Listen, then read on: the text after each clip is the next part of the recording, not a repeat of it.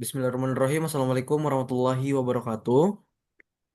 Kami dari tim Si Akad UAG di sini kita akan mempresentasikan hasil akhir dari mata kuliah analisis dan juga perencanaan berorientasi objek dengan dosen pengampu Pak Abdul Barir Hakim, Eskom MTI. Tapi sebelum itu, dari proyek kami ini perlu kita ketahui bahwasannya si akar itu adalah sebuah sistem akademik yang digunakan untuk merancang seluruh aktivitas akademik mahasiswa, dosen, dan juga staf akademik secara terintegrasi yang ada di Universitas Ari Ginanjar. Di mana pada proyek ini fokus utamanya adalah penambahan fitur simulasi KRS dengan tujuan untuk memberikan pengalaman perancangan akademik yang lebih fleksibel dan juga informatif bagi mahasiswa UAG. Karena saat ini si akad belum menyediakan layanan untuk mahasiswa mencoba merancang mata kuliah yang akan diambil sebelum waktu KRS resmi dibuka. Tapi sebelum itu, izinkan untuk kami memperkenalkan tim dari si Akad UAG ini. Saya sendiri, Agus Saptra Hamzah dengan NIM 2310120018 dan rekan saya. Nama saya Zinedine Dava Izas dengan NIM 2310 120014.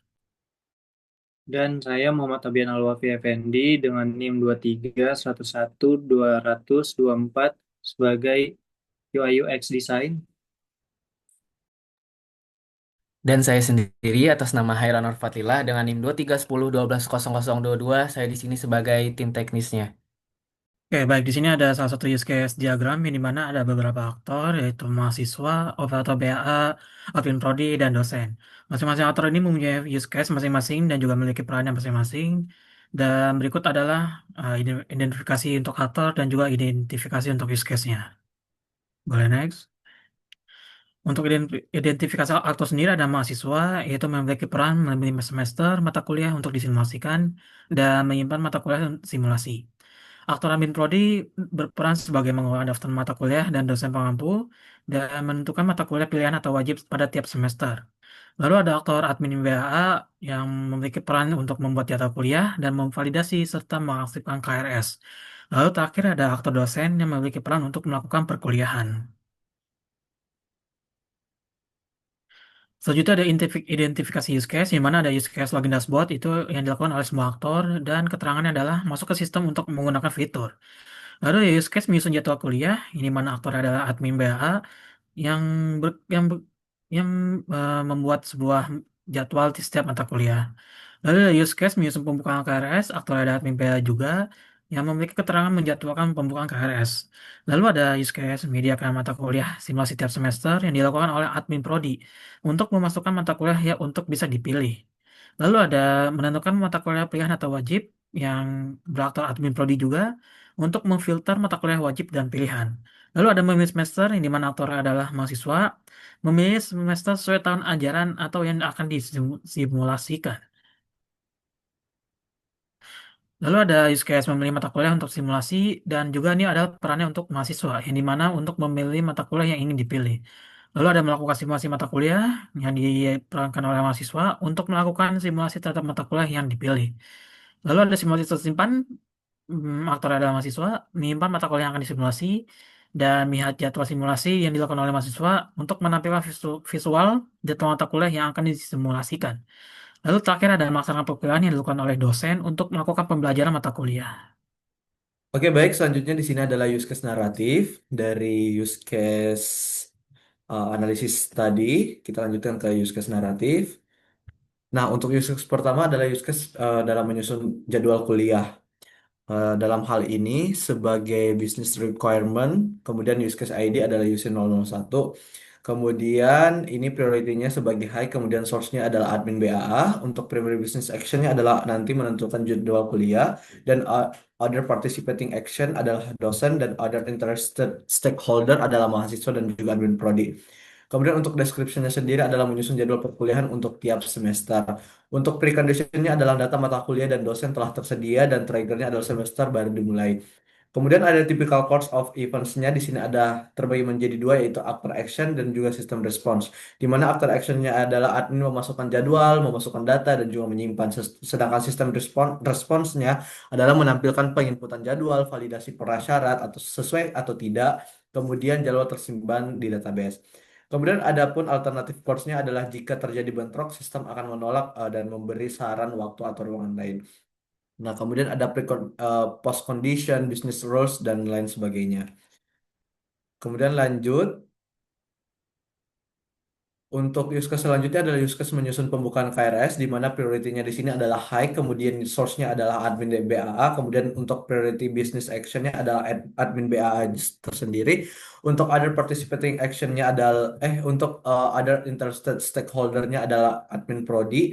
Kemudian untuk typical course of events-nya adalah actor action-nya, yaitu admin BA akan login ke sistem, kemudian memilih pengaturan jadwal KRS, memasukkan tanggal mulai dan juga tanggal akhir dari KRS itu sendiri, dan juga penyimpan pengaturan. Kemudian untuk sistem responsnya adalah menampilkan form pengaturan tanggal, memvalidasi bahwa tanggal masuknya kapan, dan juga menyimpan dan mengaktifkan fitur simulasi KRS saat tanggal sesuai.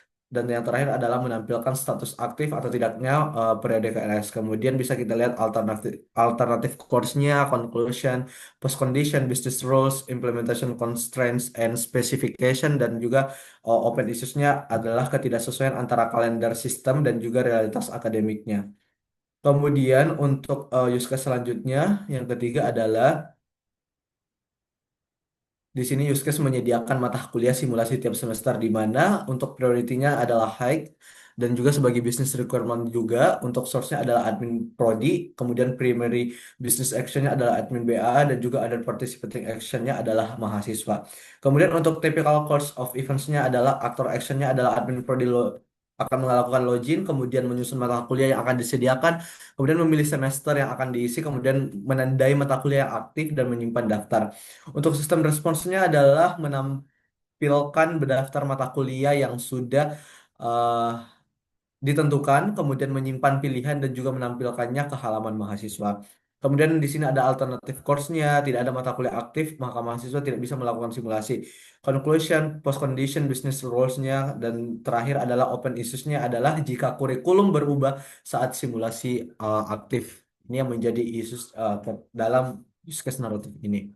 Oke, untuk use case berikutnya adalah use case menentukan mata kuliah wajib dan juga pilihan. Untuk prioritinya adalah medium sebagai business requirement juga. Untuk source-nya adalah admin prodi, primary business action-nya adalah admin prodi itu sendiri. Kemudian other participating action-nya adalah mahasiswa. Kemudian typical course of events-nya adalah actor actions, kemudian system response. Untuk actor action-nya yaitu admin prodi membuka pengaturan tipe mata kuliah, kemudian menandai mata kuliah sebagai wajib atau pilihan untuk memudahkan mahasiswa dalam menentukan simulasi nantinya. Kemudian menyimpan perubahan dan sistem akan melakukan penyimpanan tabel dan juga menampilkannya saat mahasiswa memilih mata kuliah. Kemudian mengatur batas pemilihan minimal untuk mata kuliah wajib. Kemudian alternatif course di sini tidak diberi label maka dianggap tidak tersedia. Kemudian conclusion, post conditionnya mahasiswa dapat menyusun KRS secara akurat. Kemudian business rules-nya mahasiswa wajib mengambil semua mata kuliah wajib sesuai semester yang tersedia. Kemudian open issues-nya di sini dalam use case tersebut adalah terkadang kurikulum berbeda tiap angkatan. Oke, selanjutnya di sini adalah use case memilih semester, di mana untuk priority-nya adalah high, kemudian sebagai business requirement, kemudian untuk source-nya adalah mahasiswa, primary business action-nya adalah mahasiswa akan memilih semester.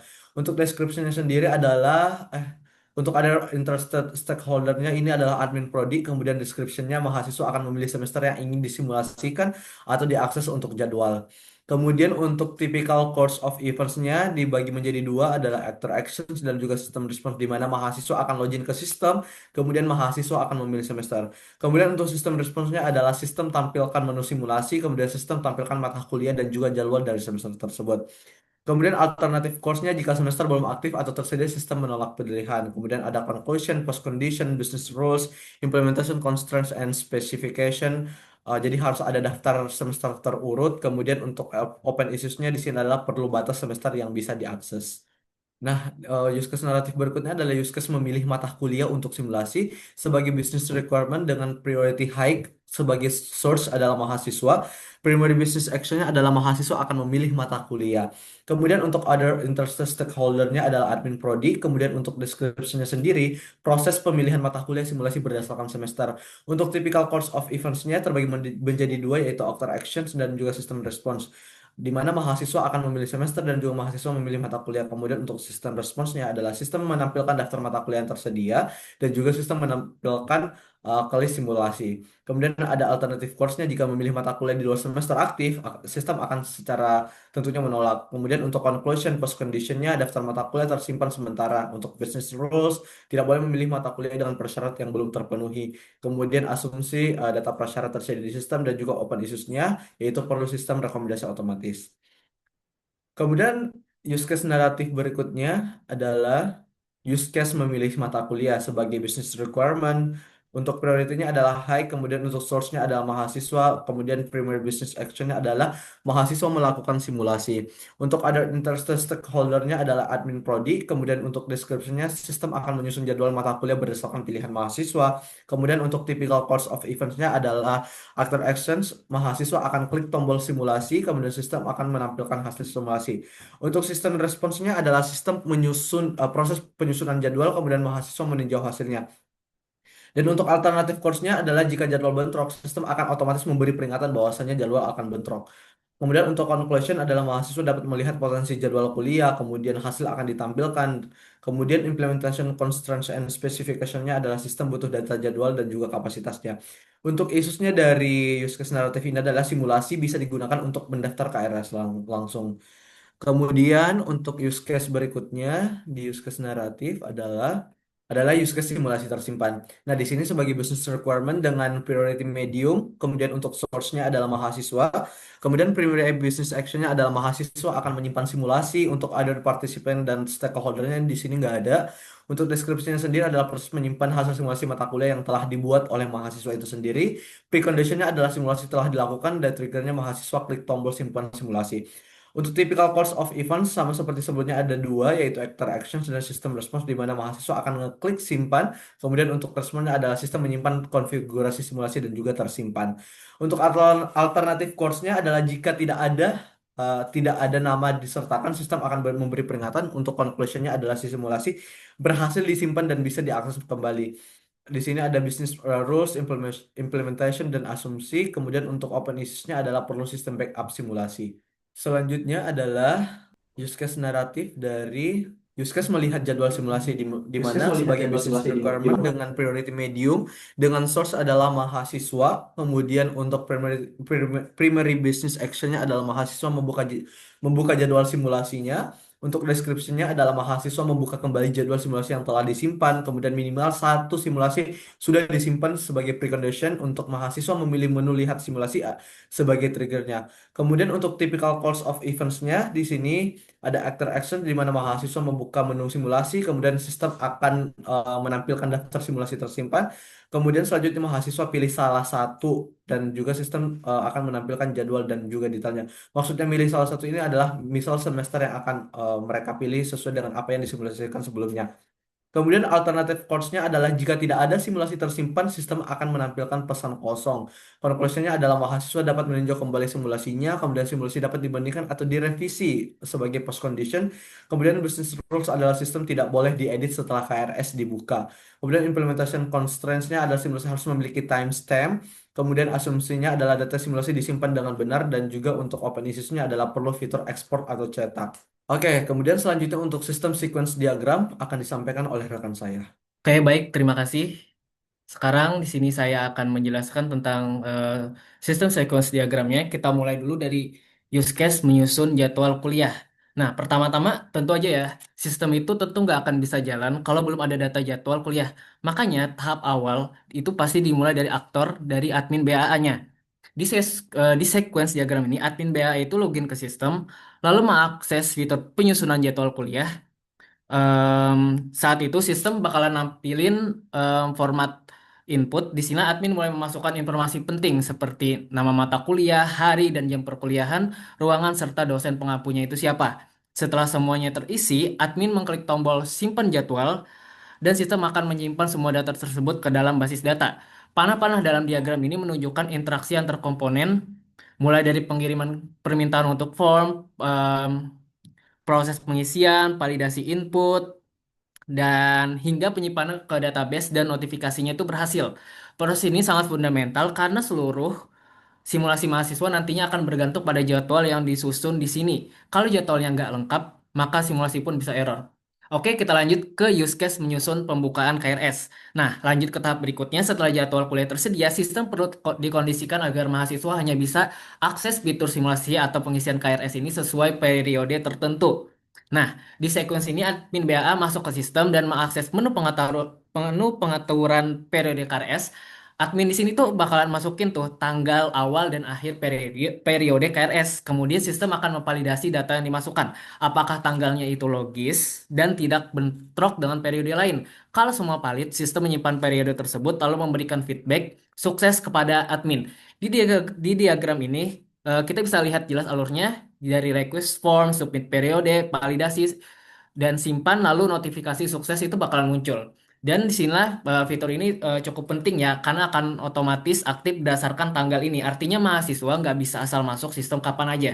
Harus sesuai dengan jadwal yang udah ditentukan. Oke lanjut, kita bakalan use case menyediakan mata kuliah simulasi tiap semesternya. Nah, kalau jadwal sudah ada dan KRS-nya tadi udah dibuka, langkah selanjutnya adalah si admin prodi. Nah, di use case ini tugas prodi adalah menyusun daftar mata kuliah yang bisa disimulasikan per semesternya. Jadi mahasiswa nanti nggak bisa pilih sembarang matkul, harus sesuai semester mereka. Dalam sequence-nya, admin prodi login, terus pilih semester, sistem bakalan nampilin daftar mata kuliah. Terus nanti admin menambahkan atau menghapus matkul sesuai kurikulum setelah itu data disimpan. Interaksi ini ditunjukkan lewat panah-panah seperti request daftar matkul, submit perubahan, sampai notifikasi simpan berhasil. Proses ini menjaga mahasiswa tetap berada di jalur akademik yang benar sesuai semester aktifnya. Oke, sekarang sequence diagram yaitu menentukan mata kuliah wajib atau pilihan. Setelah matkul per semester tadi udah tersedia, tahap lanjutannya adalah mengklasifikasikan mana aja sih mata kuliah yang wajib dan mana aja yang pilihan. Admin prodi di sini lagi-lagi sebagai aktornya masuk ke menu penentuan kategori mata kuliah. Sistem bakalan nampilin list matkul berdasarkan semester. Admin tinggal klik tiap matkul dan set apakah itu wajib atau pilihan. Nah, setelah semua diklasifikasi, data disimpan oleh sistem. Ini membantu mahasiswa menyusun KRS. Mereka tahu tuh nanti mana matkul yang harus diambil dan mana yang bisa disesuaikan dengan minat mereka. Di diagram ini terlihat jelas ya teman-teman antara bolak-balik antara admin dan sistem. Retrieve datanya tuh terus ada update satu, simpan dan feedbacknya sukses. Oke, sekarang use case-nya adalah memilih semester. Sekarang kita masuk ke sisi mahasiswanya di sini sebagai aktor utamanya. Tahap pertama saat mahasiswa mengakses simulasi adalah memilih semester. Dalam diagram ini mahasiswa login lalu lanjut sistem tampilkan opsi semester. Mahasiswa memilih satu semester, misalnya semester 5. Sistem kemudian menyimpan pilihan itu dan menampilkan daftar matkul sesuai semester yang dipilihnya. Panah-panah di sini teman-teman bisa lihat menggambarkan urutan waktu, requestnya, terus ada pilih semester, validasi, dan tampilkan mata kuliah. Ini penting ya teman-teman karena seluruh simulasi akan mengacu ke semester yang dipilih di tahap ini. Nah, di sini ada use case memilih mata kuliah. Setelah memilih semester tadi, mahasiswa kemudian dihadapkan dengan daftar mata kuliah. Di tahap ini, mereka memilih mana yang akan diambil untuk disimulasikan. Sistem menerima input tersebut, menghitung total SKS, dan mengecek apakah ada input yang tidak validnya. Kalau valid, sistem menyimpan daftar pilihan itu sebagai data simulasi awal. Di sequence diagram bisa terlihat ya teman-teman prosesnya yaitu request form pilihan, pilihan matkul, submit pilihan, validasi SKS, lalu datanya itu bakalan tersimpan. Langkah ini sangat penting untuk memastikan simulasi dilakukan berdasarkan pilihan real dan sesuai beban studinya teman-teman nantinya. Nah, di sini use case memilih simulasi mata kuliah. Lagi-lagi di sini adalah aktornya masih mahasiswa ya. Ini bagian krusial dari fitur kita, yaitu proses simulasi jadwal kuliah. Setelah memilih mata kuliah, mahasiswa klik tombol simulasikan jadwal. Sistem mulai bekerja, menyusun jadwal berdasarkan data real jadwal yang sudah diinput oleh admin BAA tadi. Sistem akan mendeteksi apakah ada bentrok jadwal antara mata kuliah, apakah total SKS memenuhi syarat, dan apakah ruang atau slotnya itu tersedia. Kalau semuanya valid, sistem akan menampilkan hasil simulasi dalam bentuk jadwal mingguan. Kalau ada error, sistem kasih notifikasi agar mahasiswa bisa ubah pilihan. Sequence-nya menggambarkan proses yang kompleks ya. Di sini ada submit simulasi, proses penjadwalan, cek bentrok, terus ada validasi SKS, dan sampai tampilkan hasil atau feedback error tadi. Ini fitur paling utama dari sistem karena memberikan mahasiswa kesempatan trial dan error sebelum masa pengisian KRS resmi. Oke, sekarang use case-nya adalah simulasi tersimpan. Setelah mahasiswa tadi puas dengan hasil simulasinya, sistem menyediakan fitur penyimpanan hasil simulasi. Mahasiswa klik tombol simpan simulasi, sistem akan menyimpan semua detail, daftar mata kuliah, jadwal mingguan, dan total SKS ke dalam database mahasiswa. Proses penyimpanan ini penting karena hasil simulasi bisa dijadikan referensi saat isi KRS beneran nanti. Panah di diagram bisa lihat, bisa teman-teman lihat menunjukkan prosesnya di ada proses buat tombol buat klik simpan, commit datanya tuh nanti bakalan ke database dan notifikasi berhasil disimpan itu bakalan muncul. Dengan fitur ini mahasiswa nggak perlu lagi nanti ulang simulasi dari awal setiap kali masuk ke sistem. Nah, di sini use case-nya adalah melihat jadwal simulasi. Terakhir, ya, mahasiswa itu bisa melihat ulang jadwal simulasi yang udah pernah disimpan. Setelah login, mereka masuk ke menu, lihat simulasi, sistem akan mengambil data dari database lalu menampilkan hasil simulasi dalam bentuk visual.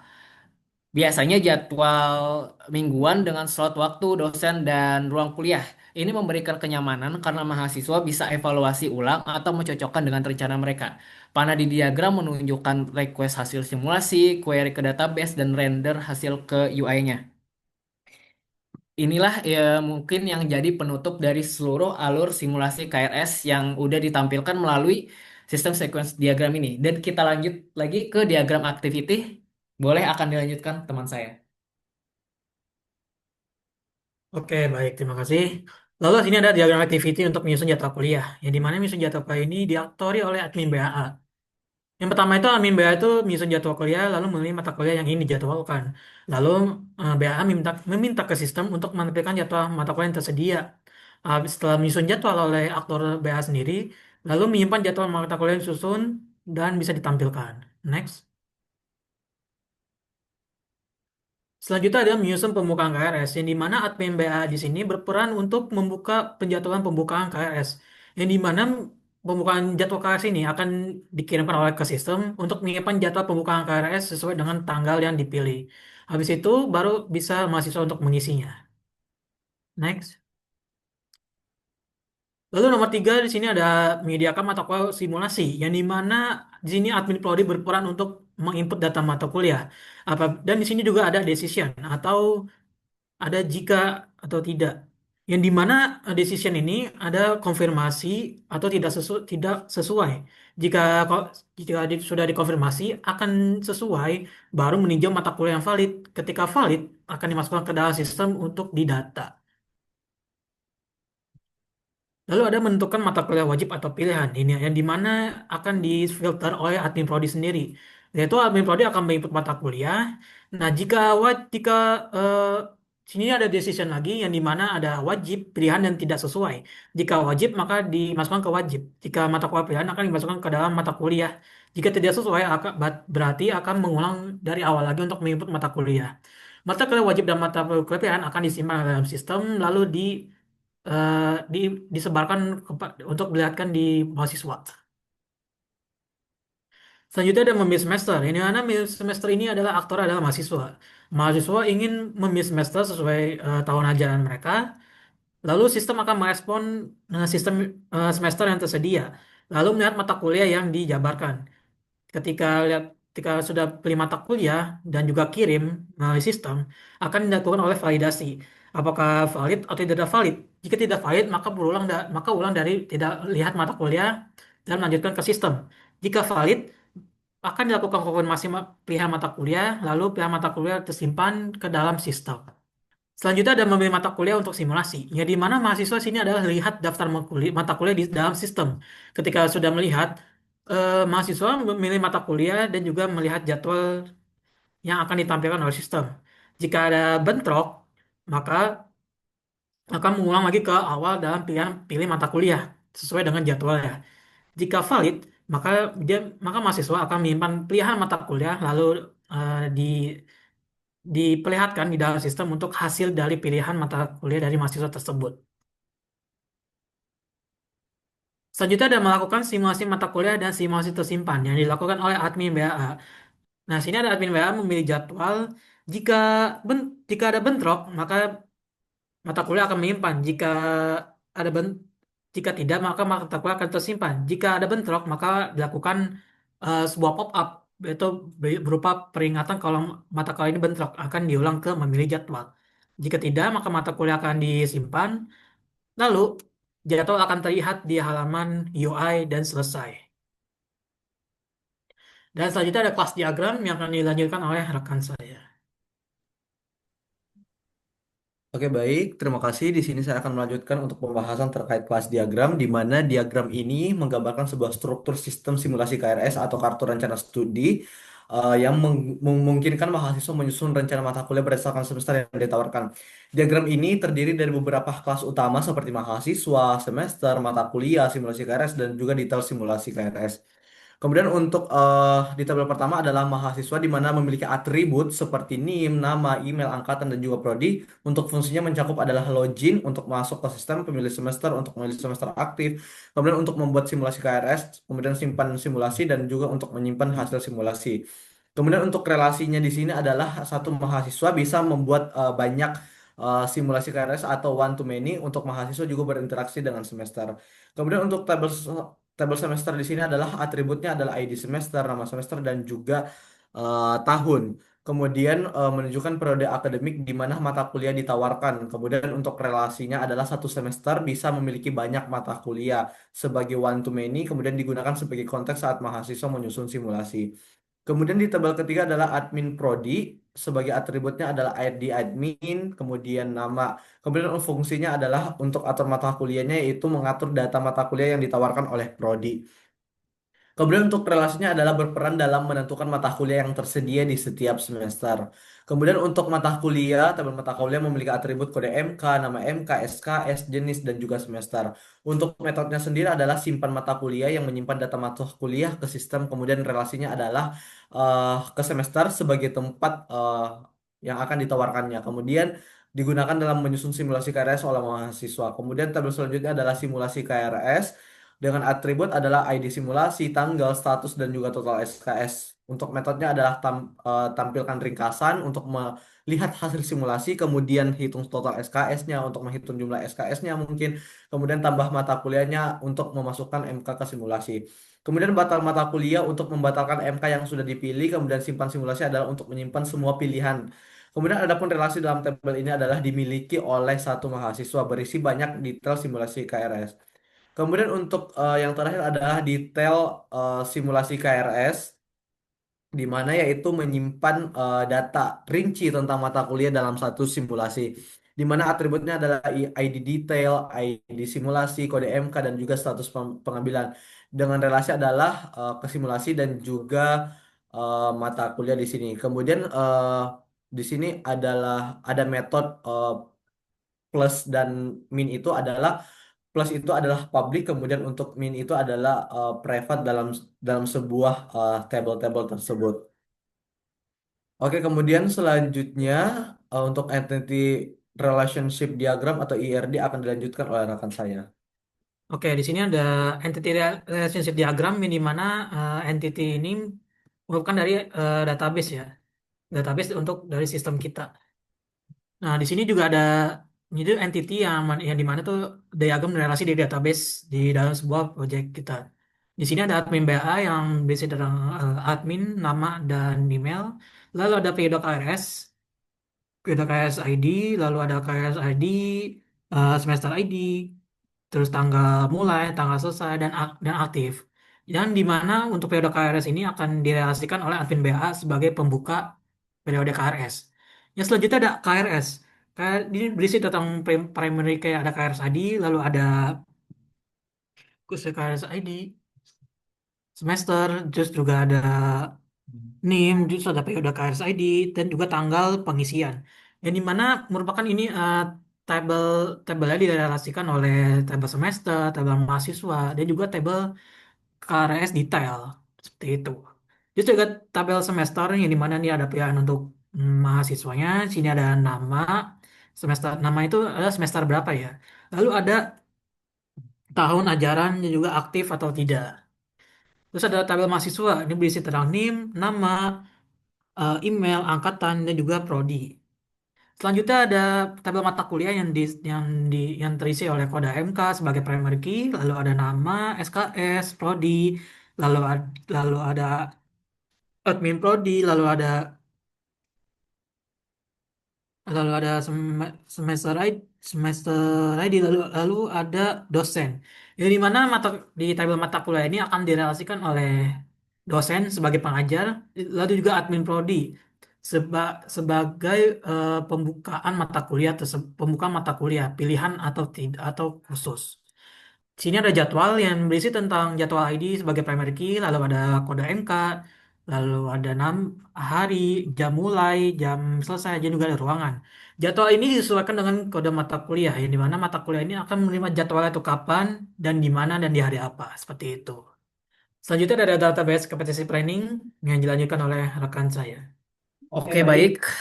Di bagian ini saya akan menjelaskan tentang database capacity planning untuk sistem simulasi KRS. Intinya, di sini kami memproyeksikan kebutuhan penyimpanan data selama 5 tahun ke depan. Kenapa? Karena sistem ini itu bakalan terus tumbuh. Ada mahasiswa baru, pengisian KRS tiap semester, dan riwayat akademik yang harus disimpan secara permanen. Kurang lebih di sini ada 10 tabel utama yang diidentifikasi. Beberapa tabel itu tergolong ringan dan statis seperti admin BAA, admin prodi, semester, dan dosen. Karena pertumbuhan datanya itu kecil, tapi ada juga tabel yang besar datanya terus bertambah dan akan jadi beban utama sistem, yaitu mahasiswa, KRS, terutama KRS detail. Oke, mungkin kita mulai dari admin dan dosen. Ukuran datanya itu di sini kecil, tidak banyak berubah tiap tahun, dan 5 tahun ke depan masih di bawah 100 MB. Lalu ada mahasiswa.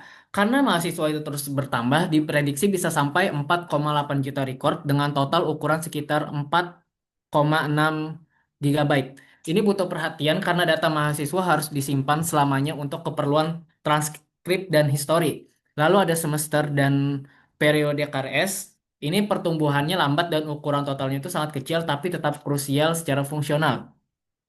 Lalu mata kuliah dan jadwal ukurannya itu sedang tapi sering diakses. Ini penting untuk fitur simulasi data pengecekan jadwal bentrok. Jadi perlu optimasi performa. Lalu ada KRS, isinya data pengisian KRS mahasiswa. Saat ini 10 juta rekor bisa tumbuh ke 20 juta rekor dalam 5 tahun ke depan dengan ukuran sekitar 19 gigabyte. Lalu ada KRS detail. Ini yang paling berat karena satu mahasiswa itu bisa isi banyak mata kuliah tiap semester. Total record bisa sampai 111 juta dalam 5 tahun. Ukurannya pun bisa tembus sampai 106 gigabyte lebih. Jadi ini table yang paling besar dan butuh penanganan khususnya.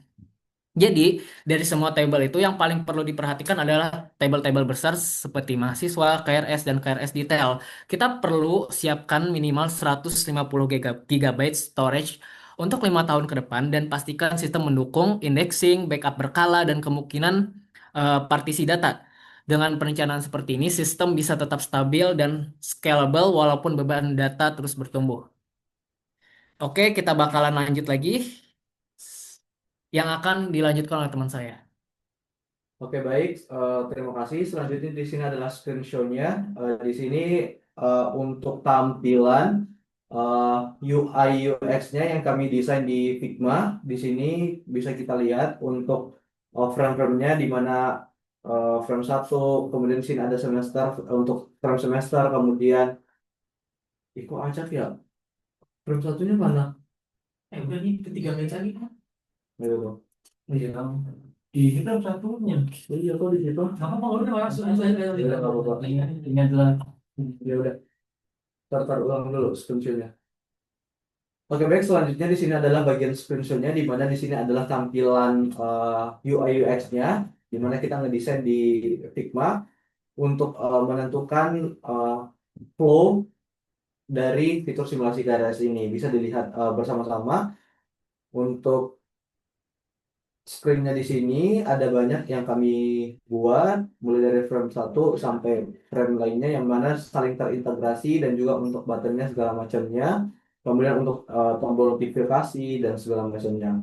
Dan juga ini kita mengambil sumber dari sistem si akadnya langsung dan kita menyamakan format, font dan segala macamnya dari sistem si akad UAG. Nah, kemudian untuk Selanjutnya untuk state transition diagram akan dilanjutkan oleh rekan saya. Oke, ini adalah flow pertama untuk sampai mendapatkan hasil simulasi KRS-nya. Jadi di frame satu itu adalah dashboard, dashboard eh, pilih pilih ini menuju package simulasi KRS. Yang mana kita harus melihat panduannya dulu, terus baru kebuka untuk eh, fitur simulasi KRS. Dan berikutnya kita bisa memilih semester. Nah, setelah memilih semester 4, kita akan ditampilkan list-list mata kuliah semester 4. Kemudian apabila ada bentrok, dia akan menampilkan notifikasi bentrok jadwal. Dan ketika tidak ada dipilih mata kuliahnya, akan menampilkan Anda belum memilih mata kuliah. Ketika semuanya sudah dipilih dan sesuai dengan pilihannya, kita bisa menyimpan eh, simulasi KRS dan simpan hasilnya. Dan kemudian setelah simpan hasil itu ada ada notifikasi KRS tersimpan seperti seperti di layar itu ada, dan kita juga memiliki fitur lihat jadwal setelah KRS disimpan. Di sini kita memiliki tampilan baru yang mana kita memiliki positif feedback di bagian kalender simulasi KRS ini. Dan kita juga bisa melihat riwayat simulasi KRS kita, yang mana di riwayat simulasi KRS ini kita bisa melakukan 2 kali simulasi KRS maksimal per semester. Oke, mungkin itu aja untuk prototipe-nya. Saya serahkan kepada rekan saya. Oke, baik. Terima kasih rekan-rekan dari tim si Akad UAG. Di sini kami sudah menjelaskan semuanya, mulai dari use case naratif, kemudian sequence diagram, kemudian database capacity planning, diagram activity, kemudian ada state transition diagram, kemudian sampai screen tadi yang kami desain dalam uh, Figma. Dan ini juga kami sudah melakukan interview wawancara dan juga sudah mendapatkan feedback dari user ataupun persona yang kita wawancarain. Oke, mungkin itu aja yang bisa kami presentasikan dalam kesempatan ini. Kurang dan lebihnya mohon dimaafkan. Sekian dari kami dari tim Si Akad UAG mengucapkan terima kasih. Assalamualaikum warahmatullahi wabarakatuh.